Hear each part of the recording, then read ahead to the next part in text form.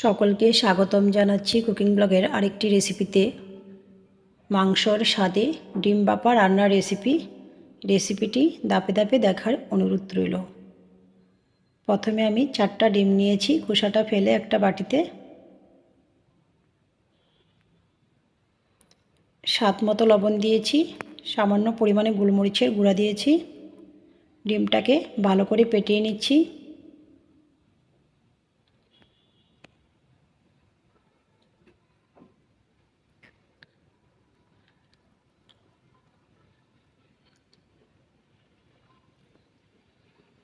ডিমটা পেটানো হয়ে গিয়েছে।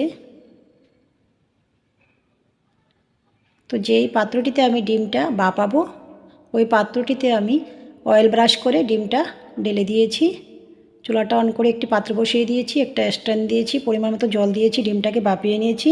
চুলার আঁচটা মিডিয়াম টু লো রেখে প্রায় 20 মিনিটের মতো ভাপিয়ে নিয়েছি। ডিমটা ঠান্ডা হওয়ার পর পিস পিস করে কেটে নেওয়া হচ্ছে।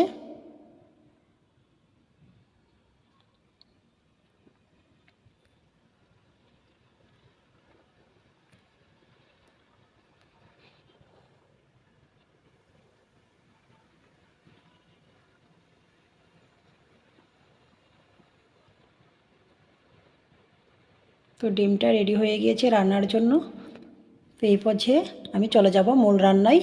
চুলাটা অন করে একটি পাত্র বসিয়ে দিয়েছি, দিয়ে দিয়েছি পরিমাণ মতো তেল, কুচি করে রাখা পেঁয়াজ, সাথে একটি তেজপাতা, চামচের সাহায্যে নাড়াচাড়া করে নিয়েছি।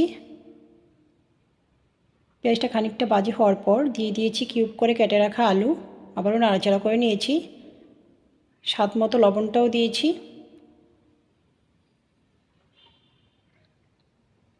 তো পেঁয়াজের সাথে আলুটা খানিকক্ষণ ভেজে নিয়েছি। আপনারা কেউ চাইলে আলাদাভাবে আলুটা ভেজে নিতে পারেন। এই পর্যায়ে আমি অ্যাড করে দিয়েছি 1 চামচ পরিমাণ আদা বাটা, 1 চামচ পরিমাণ রসুন বাটা, 1 চামচ পরিমাণ পেঁয়াজ বাটা, পরিমাণ মতো হলুদ গুঁড়া, স্বাদ মতো লঙ্কার গুঁড়া। তো আলুর সাথে মশলাটাকে কষিয়ে নিচ্ছি। ঢাকনাটা দিয়ে দিয়েছি। মিনিট 2 পর ঢাকনাটা নামিয়ে আবারও নাড়াচাড়া করে নিয়েছি।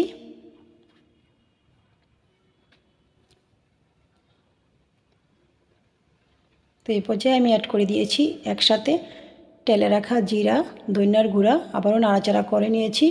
আলুটা কষানো হওয়ার পর পরিমাণ মতন গ্রেভি দিয়েছি, দিয়ে আবারও নাড়াচাড়া করে নিয়েছি।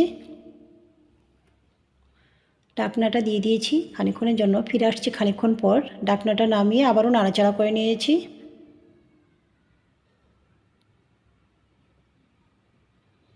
আবারও ঢাকনাটা দিয়ে দিয়েছি। ফিরে আসছি কিছুক্ষণ পর। স্বাদ মতো কাঁচা লঙ্কা দিয়েছি।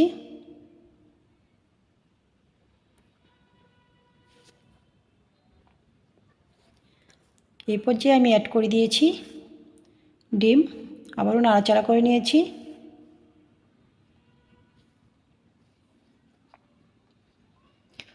ঢাকনাটা দিয়ে দিয়েছি। মিনিট 2 পর ঢাকনাটা নামিয়ে নিয়েছি। উপর থেকে গরম মশলার গুঁড়া দিয়েছি। পাত্রটা নাড়িয়ে নিয়েছি, ঢাকনাটা আবারও দিয়ে দিয়েছি।